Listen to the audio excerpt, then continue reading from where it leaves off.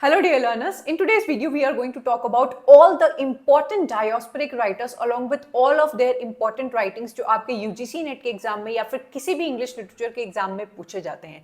Diasporic writers post colonial literature का एक ऐसा सेक्शन है जिसमें से सबसे ज्यादा क्वेश्चंस पूछे जाते हैं। Also the writers from these particular sections are very important, so you must not leave them. Before jumping on to the writers you must very easily understand कि डायस्पोरिक राइटर्स या फिर डायस्पोरा का meaning क्या होता है। आप सभी ने किसी मूवी में या फिर रियलिटी में देखा होगा एक किसान को बीज को बिखराते हुए। जो बीज उनके सीड्स होते हैं, सपोज हम लोग सरसों के सीड्स का एग्जांपल ले लेते हैं, वो एक गड्ढे को खोद के किसी एक जगह पे नहीं डालते हैं, वो पूरे आपके लैंड में डिस्ट्रीब्यूट करते हैं, स्कैटर करते हैं, और इस प्रक्रिया को हम लोग डिस्पर्शन या डिस्ट्रीब्यूशन कहते हैं। एग्जैक्टली यही चीज है आपका डायस्पोरा, जो कि ग्रीक वर्ड से लिया गया है, जिसके दो मतलब होते हैं, स्कैटर या डिस्पर्शन। सीधे भाषा में बोले तो डिस्ट्रीब्यूट करना। डायस्पोरिक राइटर्स की भी कुछ ऐसी ही कहानी होती है कि आपके डायस्पोरिक राइटर्स एक ओरिजिनल होमलैंड को बिलोंग करते हैं, लेकिन वो पूरी दुनिया में बिखर जाते हैं, स्कैटर हो जाते हैं, और इसी चीज को हम लोग कहते हैं डायस्पोरिक राइटर्स। ये जो राइटर्स होते हैं ये एक सिंगल ओरिजिन को बिलोंग करते हैं, पर पूरी दुनिया में फैल जाने की वजह से इनको हम लोग डायस्पोरिक राइटर्स कहते हैं। तो आई होप ये आप लोग को कॉन्सेप्ट बहुत अच्छी तरीके से समझ में आ गया है। हम लोग अपने इंडियन ओरिजिन का एक एग्जाम्पल लेके चलेंगे कि सपोज हम लोग के बहुत सारे ऐसे राइटर्स हैं या बहुत सारे पीपल हैं who are living in India, पर किसी वजह से उनको या तो डिस्प्लेस कर दिया जाता है उनके ओरिजिनल होमलैंड से, या फिर उनको किसी और वजह से माइग्रेट करना पड़ता है दूसरी दुनिया में, पूरी दुनिया में कहीं ना कहीं। तो ये जो हमारे इंडियन ओरिजिन के राइटर्स हैं पूरी दुनिया में स्कैटर्ड हैं, एंड जब ये अब आपके कुछ काम लिखते हैं अपनी इंडिया से रिलेटेड, होम से रिलेटेड, अपनी आइडेंटिटी से रिलेटेड, तो ये बन जाते हैं आपके डायस्पोरिक राइटर्स। बहुत ही सिंपल है इस बात को समझना, कुछ भी यहाँ पे कठिन नहीं है। तो as you can see over है कि हमारे जो डायस्पोरिक राइटर्स हैं, एक डिस्ट्रीब्यूटेड सेक्शन होता है हमारी पॉपुलेशन का, जो या तो डिस्प्लेस कर दिए गए हैं, मतलब कि आप बोल सकते हैं कि उनके देश में जैसे वॉर हो गया हो। हम लोग एग्जांपल यहाँ पे अपनी रीसेंट एरा का ले सकते हैं कि जैसे इजराइल एंड पैलेस्टीन्स का वॉर चल रहा है, आप सबको पता होगा। तो उसकी वजह से अगर आपके पैलेस्टीनियंस हैं वो अपने ओरिजिनल होमलैंड को छोड़ के उनको वहां से जाना पड़ता है, माइग्रेट करना पड़ता है, चाहे इच्छा के अनुसार चाहे फिर उनकी मजबूरी होती है। डिफरेंट पार्ट्स ऑफ सेक्शंस में वो जाके रेफ्यूज लेते हैं, वहां पे सेटल हो जाते हैं। So this particular migration and then जो इनसे लिटरेचर निकल के आता है is known as diasporic writers. तो आई होप आपको ये कॉन्सेप्ट बहुत अच्छी तरीके से समझ में आ गया है। कॉमन ओरिजिन के ये सारे चीजें होते हैं। यहाँ पे आपको एग्जांपल्स दिए हुए हैं। आपकी दुनिया में जितने भी कंट्रीज हैं उन सब में डायस्पोरिक राइटर्स हो सकते हैं, जैसे इंडियन डायस्पोरा, पैलेस्टीनियन डायस्पोरा जिसका मैंने आपको एग्जांपल दिया, African diaspora, British diaspora, American diaspora, मतलब किसी भी ओरिजिनल कॉमन ओरिजिन को बिलोंग करने वाली कुछ ऐसी पॉपुलेशन जो चाहे अपनी इच्छा से या फिर किसी कारणवश वो दूसरे कंट्री में जाके सेटल हो जाते हैं, वो हमारे डायस्पोरिक राइटर्स बन जाते हैं। ठीक है, यहाँ पे आपके सामने कुछ चीफ कैरेक्टरिस्टिक्स हैं जिनसे आपके एग्जाम में क्वेश्चंस पूछे जाते हैं कि ये डायस्पोरिक राइटर्स, सारे ये डायस्पोरिक राइटर्स कुछ कॉमन टॉपिक्स के ही बारे में लिखा करते हैं। इनके काम को अगर आप उठा के देखेंगे तो ये कुछ कॉमन टॉपिक्स इनके काम में आपको हमेशा दिखाई देंगे। तो अगर आप ये कर लेते हैं तो आपके लिए इनको समझना बहुत आसान हो जाएगा। सबसे पहली चीज है क्वेस्ट फॉर आइडेंटिटी। हम लोग एग्जांपल लेके चलेंगे तो ज्यादा अच्छा समझ में आएगा कि आप सपोज एक इंडियन पर्सन है एंड आप चले जाते हैं किसी काम की वजह से या फिर किसी दुर्घटना की वजह से आपको अमेरिका शिफ्ट होना पड़ता है, तो आप अपनी आइडेंटिटी के लिए हमेशा ही दुविधा में रहेंगे कि आपकी एक्चुअल आइडेंटिटी है क्या। भाई इंडिया में आपसे कोई पूछता है कि ज्यादा से ज्यादा आपका नाम पूछता है या फिर आपसे पूछेगा कि आपके पेरेंट्स कौन है, आपका कल्चर एंड इन सारी चीजों के बारे में इतना नहीं पूछेगा। लेकिन बाहर जाओगे तो उनके लिए आपका कल्चर भी बिल्कुल अलग चीज है, आप हो कौन, आपके पेरेंट्स, आपका बैकग्राउंड, एवरीथिंग इज न्यू। तो एक ऐसा पर्सन जो इंडिया को बिलोंग करता है, दूसरे बिल्कुल कंट्री में, बिल्कुल दूसरे कल्चर में चला जाता है, वो एक आइडेंटिटी क्राइसिस में चला जाता है। उसको अपनी आइडेंटिटी बनाने में एंड लोगों को समझाने में प्रॉब्लम होती है। Next is uprooting and rerouting. आप अपनी कंट्री में भाई रहते हो, वहां से एक जैसे पेड़ को उठा के, जिस एक पेड़ होता है वो बहुत अच्छे से वो फल फूल रहा है, उसको आप वहां से उठा के किसी एक दूसरे गमले में डाल दो, उसको वहां पे एडजस्ट होने में बहुत टाइम लगता है। तो ये सेम प्रॉब्लम हमारे डायस्पोरिक राइटर्स के भी साथ होती है कि अपने मेन ओरिजिनल होमलैंड से उनको अप्रूट करके कहीं पे और रीरूट कर दिया जाता है, तो ये उनके लिए एक बहुत दुख वाली बात होती है या फिर एक बहुत ही मजबूरी वाली चीज होती है। Next we have insider and outsider syndrome. आप दूसरे देश में जाके अब रहने लगे हैं तो आप समझ ही नहीं पाएंगे बहुत टाइम तक कि आप वहां पे इनसाइडर है, या फिर ऐसा बहुत बार होता भी है कि जो बाहर से आके रह रहे हैं आपके लैंड में, आप उनको आउटसाइडर की तरह डील करते हो, बहुत आउटकास्टेड ये लोग फील करते हैं, तो ये इनके साथ प्रॉब्लम होती है। Next problem that they face is memory and nostalgia. अब ये हम लोग सिर्फ डायोस्पेरिक राइटर्स के लिए नहीं कह सकते हैं। आप में से काफी सारे बच्चे क्या कहते हैं, जॉब के लिए या फिर सिर्फ पढ़ने के लिए हॉस्टल जाते हैं किसी दूसरे शहर, तो आपको भी मेमोरी अपने पर्टिकुलर घर की आती है, अपने होमलैंड की आती है, अपने सिटी की आती है। ये सेम चीज अगर आप यहाँ पे रिलेट करेंगे तो आप लोगों के लिए समझना बिल्कुल ईजी हो जाएगा कि एक पर्सन जो अपने होमलैंड को छोड़ के गया है, जाहिर सी बात है उसको अपने खाने की याद आएगी, अपने कल्चर की याद आएगी, तो नॉस्टैल्जिक वो फील करेगा। Next we have cultural preservation and adaptation. बहुत ही इंपॉर्टेंट एंड अच्छा कॉन्सेप्ट है। I will give you an example मेरी रियल लाइफ में। My cousin sister lives in America, तो यहाँ पे कल्चरल अडेप्टेशन और प्रिजर्वेशन की एक बहुत बड़ी प्रॉब्लम होती है उनके साथ कि भाई बीइंग एन इंडियन वो लोग वहां पे अपने कल्चर को प्रिजर्व भी करना चाहते हैं, तो डांडिया का फंक्शन होता है, देन दिवाली भी मनाते हैं, होली भी मनाते हैं, अपने कल्चर को प्रिजर्व करते हैं। वेयर एज आप जिस जगह पे रह रहे हो वहां के कल्चर को भी तो आपको अडॉप्ट करना होता है, तो दे celebrate Halloween, they celebrate Thanksgiving and जितने भी वहां के फेस्टिवल्स होते हैं, क्योंकि आप जहां रह रहे हो आपको अडेप्ट भी करना जरूरी है। तो इस चीज में एक डायस्पोरिक पर्सन बहुत ज्यादा बट जाता है। ठीक है, last up we have belonging and alienation. आप किसी भी चीज से रिलेट नहीं कर पाते हो। यहाँ पे कोई भी चीज आप देखोगे तो उससे आप रिलेट कर लोगे, लेकिन वहां पे आप चीजों से रिलेट नहीं कर पाते हो क्योंकि वहां का कल्चर, वहां की बातें, वहां का एवरीथिंग इज डिफरेंट, तो आप बहुत एलिनेटेड एंड बाहर वाला फील करते हो। आई होप इन सारे पॉइंट से आपको उन डायोस्पेरिक राइटर्स के जो भी वर्क्स हैं बहुत इजीली समझ में आ गए हैं। अब हम लोग डायरेक्टली चलेंगे और डील करेंगे अपने सारे इंपॉर्टेंट डायोस्पेरिक राइटर्स को। Now you need to understand कि डायोस्पेरिक राइटर्स बेटा बहुत सारे हैं। कंटेम्प्रेरी एजेस के भी अगर आप देखेंगे कि आजकल के भी अगर आप उठा के देखेंगे, जैसे यूजीसी नेट कई बार क्वेश्चंस पूछता है कि नए नए राइटर्स को वो उठा के पूछ लेता है, तो उसका तो आप कुछ नहीं कर सकते। बट कुछ सेट ऑफ फिक्स्ड आपके डायस्पोरिक राइटर्स हैं जिनको अगर आप पढ़ के जाते हो तो बहुत सारे आपके क्वेश्चंस बन जाते हैं। सबसे पहले 4 नाम जो आप यहाँ पे देख पा रहे हो, V S Naipaul, Salman Rushdie, Jean Rhys and Kazuo Ishiguro are very very important from UGC NET point of view, because इनसे बहुत सारे क्वेश्चंस आपके पूछे गए हैं। अगेन ये वाले राइटर्स जो हैं ये भी आपके डायस्पोरिक राइटर्स हैं, पर ऊपर वाले राइटर्स की कंपैरिजन में इनकी जो आप फ्रीक्वेंसी है क्वेश्चंस की वो कम है। I will let you know everything about them, so let's start. VS Naipaul के बारे में सबसे पहले हम लोग अगर बात करें तो एक चीज आपको सबसे पहले जो यहाँ ध्यान में रखनी है कि अब हम लोग डायस्पोरिक राइटर्स के बारे में बात कर रहे हैं, तो जितने भी राइटर्स आपके सामने आते हैं उनका ओरिजिन, जहां पे उनका जो नेटिव लैंड है उसके बारे में आपको पता होना चाहिए।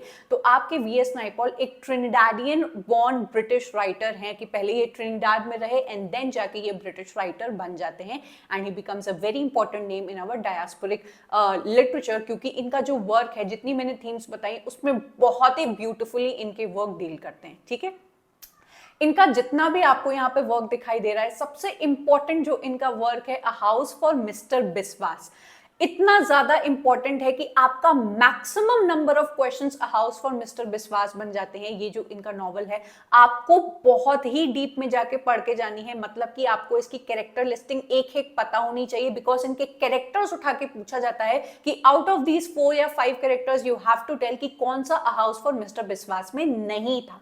तो नहीं वाले क्वेश्चंस को आंसर करने के लिए आपको बहुत ही अच्छी तरीके से इसकी पूरी कैरेक्टर लिस्टिंग लर्न होनी चाहिए। अनदर थिंग इज पूरा प्लॉट, एक एक चीज आपको पता होनी चाहिए, स्टोरी लाइन, कि यहाँ इसके अंदर जो आपका मेन कैरेक्टर है उसके साथ क्या हुआ, सेंस ऑफ बिलोंगिंग उसको किस तरीके से होती है, किस तरीके से वो आइडेंटिटी क्राइसिस में रहता है, आपको सारी चीजें पता होनी चाहिए अ हाउस फॉर मिस्टर बिस्वास की। ऑल्सो इसके अंदर जो सिंबॉलिज्म यूज किए गए हैं घर का, वो आपको बहुत अच्छी तरीके से क्लियर होना चाहिए, बिकॉज इस पर्टिकुलर आपके वर्क से assertion and reason and detailed questions पूछे जाते हैं। अपार्ट फ्रॉम दैट आपको यहाँ पे जो ये वर्क दिखाई दे रहे हैं, ये क्रोनोलॉजी में पूछे गए हैं आपके वीएस नाइपॉल के क्वेश्चंस कि इसको आप क्रोनोलॉजी में फिट करो। तो VS Naipaul being an important diasporic writers, I have already told you, अगर आप मुझे बहुत स्टार्टिंग से फॉलो कर रहे हैं तो आपको पता होगा कि सारे राइटर्स की क्रोनोलॉजी नहीं पूछी जाती है। जो मेन बिल्कुल इंपॉर्टेंट राइटर्स होते हैं उनके वर्क्स की क्रोनोलॉजी आपसे यूजीसी नेट जरूर पूछता है। सो ये जो आपका क्वेश्चन है वो आपको दिखाई दे रहा है, वो आया है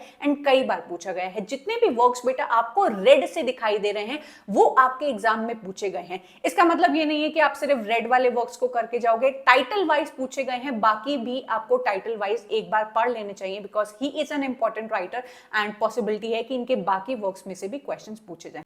ये हो गए इनके फिक्शनल वर्क्स। अब इनके नॉन फिक्शनल वर्क्स भी यहाँ पे है एंड इनके एसेज भी यहाँ पे हैं, जिसमें से ये वाला जो वर्क है इन्होंने एक ट्रायलॉजी लिखी थी। ये इनके 3 ट्रायलॉजी है, ट्रैवलॉग है इंडिया के बारे में। रिसेंटली मेरा एक वीडियो आया था निज़म एज़ेकिएल के ऊपर जिसमें मैंने बायोग्राफी, वर्क्स एंड क्वेश्चंस के बारे में डील किया था। There I talked about a particular work जो आपके निज़म एज़ेकिएल ने लिखा है, जिसका नाम है नाइपॉल्स इंडिया वर्सेस माइन। आपके नाइपॉल ने जो वर्क लिखा था एन एरिया ऑफ डार्कनेस, इसके रिस्पॉन्स में आपके निज़म एज़ेकिएल ने कुछ क्लैरिफिकेशन दिया है कि इनके नजर का इंडिया कुछ और है और मेरी नजर का इंडिया कुछ और है। There I talked about a trilogy which I asked you people to tell me कि आपको पता होनी चाहिए कि वीएस नाइपॉल की वो कौन सी ट्रैवलॉग ट्रायलॉजी है जो आपसे एग्जाम में पूछी जा सकती है। So this is the one, please आप लोग इसको याद कर लीजिएगा। अपार्ट फ्रॉम दैट इनके ये जो एसेज हैं ये भी आपको याद होने चाहिए। So that was completely it from VS Naipaul. मैंने जितना आपको बता दिया, इफ यू डू दैट तो आपका क्वेश्चन मिस नहीं होने वाला है वीएस नाइपॉल से। Next up we are going to go to Salman Rushdie, a very very important writer. VS Naipaul along with Salman Rushdie, ये 2 ऐसे डायस्पोरिक इंपॉर्टेंट राइटर्स हैं जो बहुत ही ज्यादा कंट्रोवर्सीज में घिरे रहे हैं अपने वर्क्स को लेके। Specially if I talk about Salman Rushdie, ये रिसेंट एरा में काफी ज्यादा कंट्रोवर्सीज में फंस गए थे। अपने वर्क्स की वजह से इनके ऊपर फतवा जारी किया गया था, इनको अटैक रिसेंटली किया गया था इनके वर्क सैटेनिक वर्सेस की वजह से। इनके वर्क्स को हमेशा मिस इंटरप्रेट किया गया है and for so many years he went into hiding. इन्होंने अपना नाम चेंज कर दिया, आइडेंटिटी चेंज कर दी बिकॉज इनके ऊपर साइट ऑन किल का ऑर्डर चला हुआ था कि जैसे इनको देखा जाए इनको तुरंत मार दिया जाए। तो ये बहुत इंपॉर्टेंट राइटर बन जाते हैं, Indian born British American novelist हैं। इनका कनेक्शन पाकिस्तान से भी है, इनके पेरेंट्स पाकिस्तान चले गए इनको छोड़ के। देन ये आपके इंडियन बॉर्न है, कश्मीर से इनका काफ़ी ज़्यादा कनेक्शन है। देन ये ब्रिटिश में भी ये रहे हैं। देन अमेरिका ये चले गए थे, तो इनका काफ़ी सारी कंट्रीज़ में ये जाके रहे हैं, चाहे खुशी से चाहे फिर इनको डिस्प्लेस किया गया या इन्होंने माइग्रेट किया। तो इनके वर्क्स में आपको डायस्पोरिक राइटर्स का जो फील है वो सबसे ज़्यादा मिलेगा, क्योंकि rerouting, uprooting and cultural identity and अपने होमलैंड को मिस करना एंड एवरीथिंग इनके वर्क्स में आपको सबसे ज्यादा दिखाई देगा and this writer must not be left. इनका जो सबसे इंपॉर्टेंट वर्क है बेटा मिडनाइट चिल्ड्रन, इनका इंपॉर्टेंट वर्क है जो आपको डिटेल में करके जाना है, plot, character, story, everything. Then we have the satanic verses, the most controversial work of Salman Rushdie, जो आपको जरूर से पढ़ना चाहिए। इसका सारी स्टोरी लाइन एंड एवरीथिंग आपको पता होनी चाहिए। अपार्ट फ्रॉम दैट जितने भी वर्क बेटा आपको रेड में दिखाई दे रहे हैं उनसे आपके डिफरेंट टाइप ऑफ क्वेश्चंस पूछे गए हैं कि सपोज इनका सबसे पहला वर्क कौन सा था, वो ग्रिमर्स है। देन इनका प्रॉफिट्स है, इनके मैच द फॉलोइंग में पूछ लिया गया है। मूव्स लास्ट साइड से इनका कुछ डिटेल में क्वेश्चन पूछा गया है। एन्चेंट्रेस ऑफ फ्लोरेंस, मतलब कि बाकी जितने इनके वर्क्स हैं वो टाइटल वाइज आपको जरूर से लर्न होने चाहिए, ठीक है। Apart from that Salman Rushdie के जो essays and non fictional work हैं वो भी आपको पता होने चाहिए, जैसे इमेजिनरी होमलैंड से इनका जो डायस्पोरिक राइटिंग्स है उनसे सबसे ज्यादा क्वेश्चंस पूछे गए हैं। अपार्ट फ्रॉम दैट इनका जो मेमोयर है आपका, ये जो लिखा हुआ है जोसेफ एंटन, ये नाम इन्होंने अज्यूम किया था, तो ये भी आपको पता होना चाहिए। आप सब लोग लिटरेचर के स्टूडेंट्स हो, हम लोग स्यूडोनिम्स डिफरेंट राइटर्स के लर्न करते हैं, सो ये इनका स्यूडोनिम बोल सकते हैं या जो नाम इन्होंने अज्यूम किया था छुपते टाइम पे, वो आपको आपको पता होने चाहिए। अब भाई काम जान लेने से आपका काम नहीं बनता है। अगर आप क्वेश्चंस नहीं उठा के देखोगे कि जितने मैंने वर्क्स बता दिए उसको आपने पढ़ लिया, but if you don't know कि इनसे कैसे टाइप के क्वेश्चंस बन रहे हैं, आपका काम वहां पे आधा ही छूट जाएगा। सो आई हाईली रिकमेंड यू कि आप पोस्ट कॉलोनियल लिटरेचर के अंदर जाके सारे पोस्ट कॉलोनियल राइटर्स को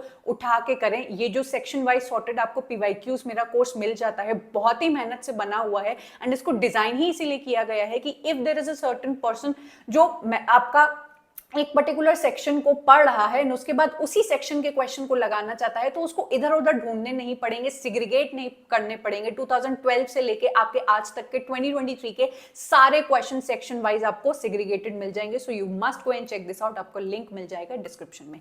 नेक्स्ट हमारे जो राइटर है जीन राइस, ये आपके ब्रिटिश कैरेबियन राइटर है। अगेन इनका जो सबसे इंपॉर्टेंट वर्क है बेटा व्हाइट सरगोसा सी, बहुत बहुत इंपॉर्टेंट है इनका ये वर्क, आपको जरूर से जाके पढ़ना चाहिए। It is a very very important work, again plot wise, character wise and everything. बाकी वर्ड्स जो आपको इनके दिखाई दे रहे हैं रेड से, वो इनके टाइटुलर वर्क्स के थ्रू पूछे गए हैं। मैच द फॉलोइंग में पूछ लिया गया हो या फिर आपके 4 काम देके पूछा गया हो कि आइडेंटिफाई करिए कि आपके जीन राइस का वर्क कौन सा है। तो इनके सारे वर्क्स को बेटा आप एक बार जरूर से देख लीजिएगा एंड व्हाइट सरगोसा सी को पूरी अच्छी तरीके से आपको जाके पढ़ना है।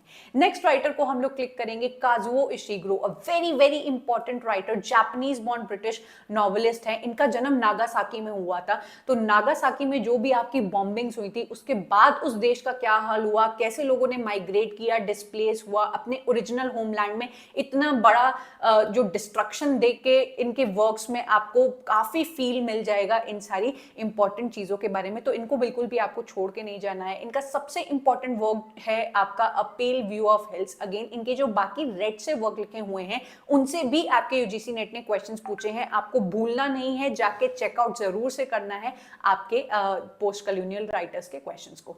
नेक्स्ट हम लोग देखेंगे हनीफ कुरैशी। अब हमारे वो वाले राइटर्स आ गए हैं जिनसे आपके सिर्फ 3 या 4 क्वेश्चंस ही पूछे गए हैं, ज्यादा नहीं पूछे गए हैं, बट देन उनको भी करना जरूरी है।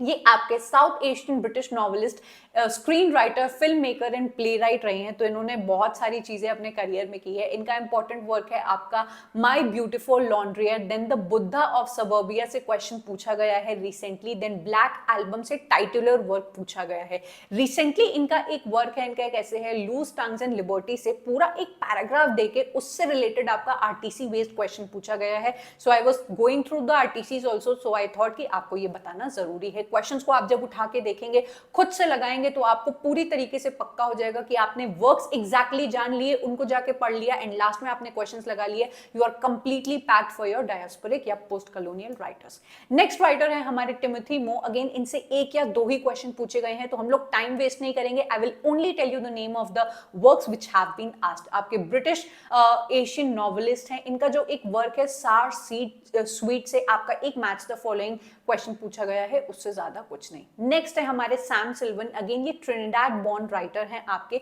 इनका ये जो वर्क है द लोनली लंडनर्स, आपसे मैच द फॉलोइंग में पूछा गया था। बाकी भी इनके वर्क्स इंपॉर्टेंट है। आप एक बार सिर्फ टाइटल वाइज इनको देख लीजिएगा। इनमें से आपने देखा कि कोई ऐसा वर्क नहीं है विच आई मे टेल यू कि इसको डिटेल में जाके करो, बिकॉज आई नो आपको ऑलरेडी बहुत सारे राइटर्स को कवर करना है। तो इनको टाइटल वाइज आप देख सकते हैं।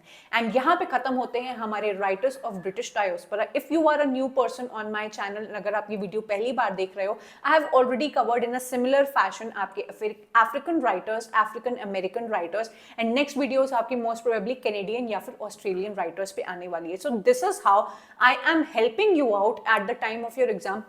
एक बच्चे का मुझे मैसेज भी आया था कि पोस्ट कॉलोनियल राइटर्स में you have not covered so many things. Please understand कि ये मेरे जो सीरीज चल रही है वो उस टाइम के लिए चल रही है when you are just 1 month away your exams and you are not looking for complete explanations और details. You just want to know the important writers and their important works, जिससे आपका काम आसान हो जाएगा एंड कम टाइम में आप उन राइटर्स के इंपॉर्टेंट वर्क्स को पढ़ के मैक्सिमम प्रॉफिट आप उससे निकाल पाओगे। क्वेश्चंस उसी में से आएगा एंड आपका टाइम किल नहीं होगा and you are going to get your marks. Exams. तो this is the purpose of my complete series. मेरा जब कंप्लीट कोर्स आएगा इंग्लिश के ऊपर, उसमें हम लोग हर एक एक राइटर को और भी डिटेल तरीके से करेंगे, इतने स्मॉल तरीके से नहीं करेंगे। अभी के लिए आपको इसकी नीड है एंड इसका आपको भरपूर इस्तेमाल करना चाहिए। Don't forget to check out the section wise questions. आपको both year and section wise questions यहाँ पे मिल जाएंगे। एक महीना ही आपके एग्जाम को बचा है, इस टाइम पे आपको सिर्फ वर्क्स पे ध्यान देना चाहिए, रिवीजन पे एंड ज्यादा से ज्यादा क्वेश्चंस लगाने पे। तो इसको आप जरूर से जाके चेकआउट कर सकते हो। इस टाइम पे इस पे बहुत अच्छा ऑफर चल रहा है, तो अगर आप इसको अवेल कर लेते हो तो एनटीए नेट के इंटरफेस पे आपको ये क्वेश्चंस मिल जाएंगे जो आपकी तैयारी को बहुत ही ब्यूटीफुली स्ट्रेंथन कर सकते हैं। So I am going to take your leave. I am going to meet you up next in yet another video. Comment करके बताना कि ये वीडियो कैसा लगा एंड नेक्स्ट वीडियो आप कौन से पर्टिकुलर सेक्शन पे एक्सपेक्ट कर रहे हो। I do get your feedback and I work on them and आपके हर दिन वीडियोस बनते हैं आपके लिए। I am working very hard कि आपको एवरी डे कुछ ना कुछ नया जानने को मिले, जिससे आपकी तैयारी और भी अच्छी हो जाए। So do leave your feedback and let me know what you are next looking for and how do you feel about this video. Until then, bye.